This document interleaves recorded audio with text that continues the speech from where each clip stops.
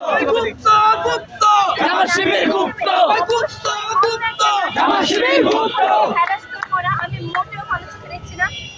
এবং কি উনি হচ্ছে আমাদের দেশের প্রধানমন্ত্রী, তার মেয়েকে নিয়ে এত জঘন্যভাবে উপস্থাপন করা হচ্ছে, তার মানে আপনি বুঝতে পারতেছেন বাংলাদেশের মেয়েরা কতটা মানে মানে অসুবিধার মধ্যে আছে, কি পরিমাণে হ্যারাসমেন্টের মধ্যে আছে।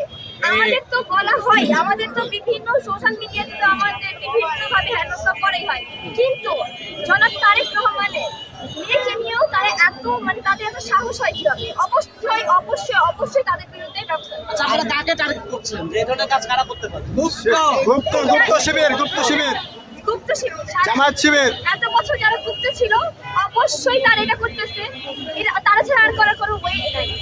এমনকি জামাত শিবির আমরা তাদের বিপরীত পক্ষ, আমাদের নিয়ে অনেক অনেক অনেক অপপ্রচার ছড়িয়েছে, এবং এই কাজ নিঃসন্দেহে জামাত শিবির গুপ্ত দল। এই গুপ্ত গুপ্ত জামাত শিবির গুপ্ত গুপ্ত গুপ্ত জামাত শিবির গুপ্ত গুপ্ত গুপ্ত জামাত শিবির গুপ্ত জামাত শিবির রাজাকার